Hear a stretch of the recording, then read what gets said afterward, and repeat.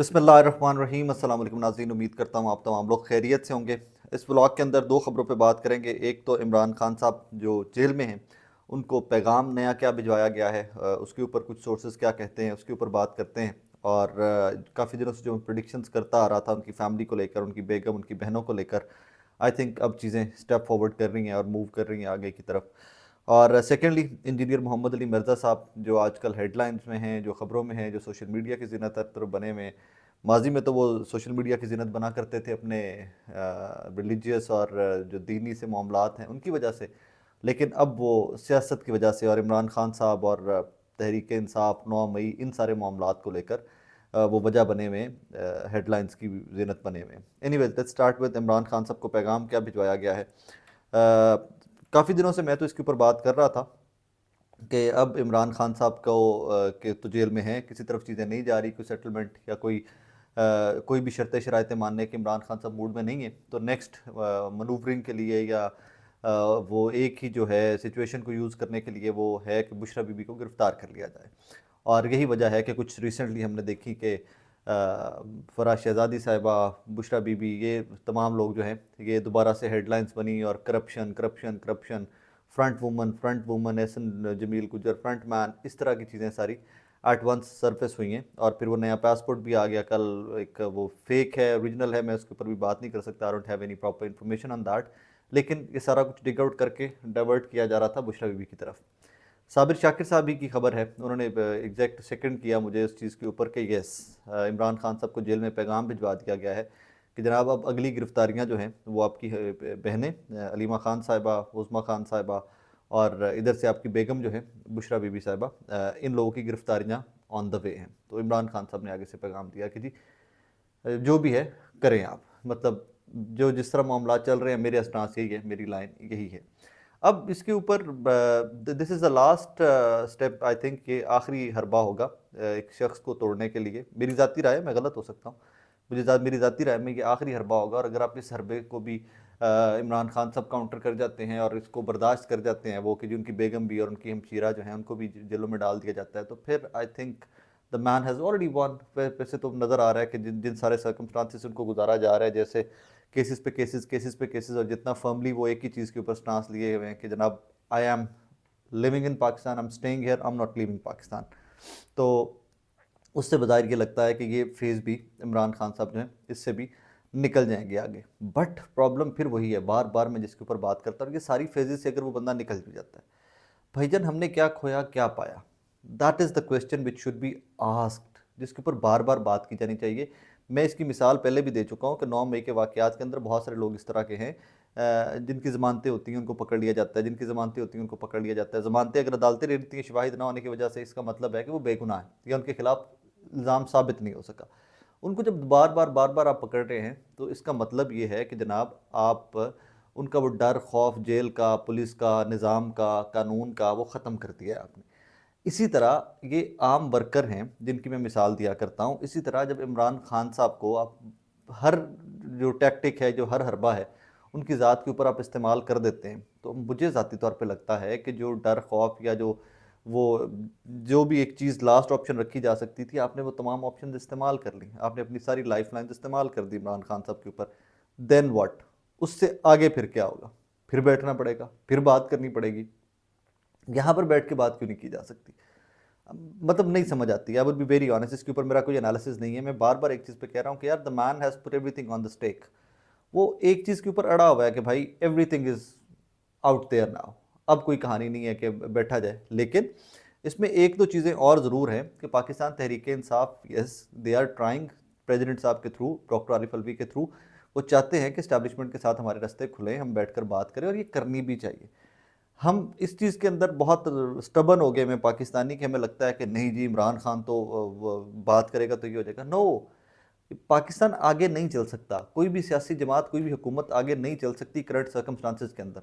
बड़ी गारंटी और श्योरिटी के साथ लोग कहते हैं जी कि नवाज शरीफ मुल्क को क्राइसिस से निकालेगा, नवाज शरीफ टस से मस नहीं कर सकता मुल्क को इन क्राइसिस के अंदर। भाई इस टाइम मुल्क की सबसे बड़ी सियासी जमात पाकिस्तान तहरीक इंसाफ है, उनके साथ फड्डा चल रहा है, उनके साथ जंग चल रही है। जब दो बड़े फ्री कैन जो है ही मेन स्टेक होल्डर है इस टाइम के ऊपर, उनका फड्डा चल रहा है, तो नवाज शरीफ बेचारे ने क्या कर लेना है? ये पता नहीं खाम ख्याली सिर्फ हुकूमत में आने के लिए, वज़ीर आज़म बनाने के लिए। और ये बहुत छोटे विजन के लोग हैं जिनके नज़दीक नवाज शरीफ को वज़ीर आज़म बना लेना बहुत बड़ा अचीवमेंट है और इसके बाद कहानी ख़त्म हो जाएगी और उसके बाद everything is good, Pakistan paradise बन जाएगा। और कुछ भी नहीं होगा भाई। नवाज शरीफ वज़ीर आज़म बन जाएगा, ऑपोजिशन इतनी तगड़ी मिलेगी इमरान खान और पीटीआई की शक्ल में कि पाकिस्तान का फिर पिछले पासे रिवर्स गियर लग जाएगा, धरने जलसे जुलूस, आगे तो चल नहीं सकेगा मुल्क। तो ये बहुत छोटी और वो शॉर्ट साइटेड सी अप्रोच है जिसके बहुत ज़्यादा लोग आगे देख नहीं पा रहे। एनीवेज, इसी के साथ मिला लीजिए एक कहानी चल रही है जनाब इंजीनियर मोहम्मद अली मिर्ज़ा साहब की कुछ दिनों के साथ इमरान खान साहब की बर्तनकीद कर रहे हैं। उसके बाद पीटीए के सोशल मीडिया ने काफ़ी रगड़ा लगाया है उनको, और वो रगड़ा लगाने के बाद उनके मुतज़लज़ल से बयान भी बीच में आए हैं, और फिर उसके बाद वो फिर कुछ इस तरह की बात कर देते हैं कि जिसके बहुत ज़ूमानी से जुमले इस्तेमाल कर जाते हैं। शायद मिर्ज़ा साहब खुद भी कंफ्यूज हो गए हैं कि मैं कितने पुंडा दे कक्कड़े छात दे बैठा वा। एनीवेज, एक तो मोहम्मद अली मिर्ज़ा साहब ने फरमाया जनाब कि अगर इमरान खान साहब जिस स्टांस के ऊपर खड़े हुए हैं इसी के ऊपर खड़े रहे तो मैं आपसे कहता हूँ कि 2024 के इलेक्शन में मेरा वोट इमरान खान का होगा। अच्छा, वो स्टांस क्या है कि जी एंटी स्टैब्लिशमेंट। एंटी स्टैब्लिशमेंट होने में कोई बुराई नहीं है। पाकिस्तान के अंदर बहुत सारे सहाफ़ी, बहुत सारे सियासतदान एंटी स्टैब्लिशमेंट होने का लिबादा ओढ़े रखा है उन्होंने सबने आके। एंटी स्टैब्लिशमेंट का एक लाइन ड्रॉ कीजिए कि एंटी स्टैब्लिशमेंट का मतलब है कि सियासत में बहुत ज़्यादा रुसरो रसूख या अमल दखल स्टैब्लिशमेंट का नहीं होना चाहिए। मैं आपके साथ हूँ। अगर एंटी स्टैब्लिशमेंट का मतलब इंजीनियर मोहम्मद अली मिर्ज़ा साहब ये समझ बैठे हैं कहीं कि खुलकर लड़ाई फ़ौज के साथ, तो बिल्कुल गलत है। पॉसिबल ही नहीं है कि कोई भी मुल्क अपनी फ़ौज के साथ लड़के आगे चल सके। सो ये बिटवीन द लाइंस पढ़ा करें। जब इस तरह के लोग इस तरह की स्टेटमेंट्स देते हैं तो बिटवीन द लाइंस पढ़ा करें कि खैर खा होने की जगह उल्टा नुकसान करवाते हैं, कि मज़ीद उकसाते हैं कि लड़ाइयाँ हों। हालांकि हमारा मुल्क कभी मुतहम्मिल नहीं हो सकता लड़ाइयों का। हमारे पहले हालात देखिए क्या है। आगे चलें, और ये मतलब दिस इज़ ह्यूज स्टेटमेंट कि जी अगर जहाँ पर इमरान खान साहब आज खड़े हुए हैं, बिल्कुल खड़े हुए हैं, और वो अपने 2-3 स्टांस जो हैं उनकी क्लैरिटी थोड़ी सी इस पर चाहिए थी। एक क्लैरिटी सबसे पहले क्या चाहिए, वो कहते हैं जी कि इस्टेब्लिशमेंट का रोल नहीं होना चाहिए, ये नहीं होना चाहिए। देख रहे इंजीनियर मोहम्मद अली मिर्ज़ा साहब, नसरुल्लाह मलिक साहब के इंटरव्यू की बात कर रहा हूँ। उसके बाद आगे आप कहते हैं जी 9 मई के ऊपर मार्जिन दे रही हैं सियासी जमातें इस्टेब्लिशमेंट को। अच्छा, यहाँ पे मार्जिन देना चाहिए, एक चीज़ का बिल्कुल मार्जिन देना चाहिए, लेकिन मैं मिर्ज़ा साहब से मेरे चंद सवालात हैं। कौन सी सियासी जमात या कौन सा पाकिस्तानी है जिसने 9 मई को सपोर्ट किया, कहा जी बहुत अच्छा हुआ? पहले दिन से लोग मजम्मत कर रहे हैं। पहले दिन से लोग कह रहे हैं कि जो लोग इसके अंदर इन्वॉल्व है इंक्वायरी करवाइए, सबको सजाएं दीजिए, हम आपके साथ हैं। कौन बंदा? ना इमरान खान है। अगर वो कहते हैं कि जी 9 मई बहुत अच्छा हुआ था, मैं खुल के इमरान खान के खिलाफ और मजम्मत करता हूँ, और मैं इमरान खान के खिलाफ खुल के खड़ा हूँ। कोई एक शख्स उनकी शख्स की जमात का बताइए, कोई एक वर्कर बताइए जो कि 9 मई बहुत अच्छा हुआ था। सब मजम्मत करते हैं इंजीनियर साहब, सबके सब मजम्मत करते हैं। मार्जिन किस चीज़ का आप स्टैब्लिशमेंट को लेके दे रहे हो इसमें, इसके अंदर से? एक चीज़ के ऊपर बात करो, सिर्फ एक चीज़ के ऊपर बात करो कि जो मासूम है, जिनका कोई लेना देना नहीं था इस सारी कहानी के साथ, लेट देम बी होम। उनके केसेस खत्म हो, वो घरों को जाए, अपनी जिंदगियां स्टार्ट करें। जो इन्वॉल्व हैं उनके फ्री एंड फेयर ट्रायल हो, लोगों को पता चले गया इसने ये किया था, इसने ये किया था। शवाहिद मीडिया का दौर है, कैमरे की दौड़ लगी हुई है, हर जगह पे कैमरे की आंख आपको दिखा देती है। उसके ऊपर वो कैमरे के सामने ले आइए, दैट इज इट। इससे आगे मतलब यस दैट वाज रॉन्ग, वो बड़ा वर्स्ट हुआ था जो 9 मई को हुआ था। उसमें कोई बंदा भी, कोई भी जी शोर उसको सपोर्ट नहीं कर सकता। हमारे पाकिस्तान को रिवर्स गियर उस दिन का लग गया हुआ दोबारा से बहुत स्पीड से, तो उसको कोई भी सपोर्ट नहीं कर सकता। सो बिटवीन द लाइंस पढ़ा करें इंजीनियर मोहम्मद अली मिर्ज़ा साहब की कहानी क्या होती है। आखिर में एक और पॉइंट जो मिर्ज़ा साहब का है उसके ऊपर मैं ज़रूर बात करना चाहूँगा कि जो लाइन नवाज शरीफ साहब ने 21 अक्टूबर को ली है, अगर वो 2013 में ले लेते तो पाकिस्तान बहुत आगे होता। क्या लाइन ली थी जनाब 21 अक्टूबर को नवाज शरीफ साहब ने, कि जी सबको साथ लेकर चलने की बात करेंगे। उसके बाद भी इमरान खान साहब और उनकी फैमिली के ऊपर केसेस बढ़ते जा रहे हैं, पाकिस्तान तहरीक इंसाफ के वर्कर्स के ऊपर केसेस बढ़ते जा रहे हैं, कहीं पर दिल से जुलूस की इजाज़त नहीं है।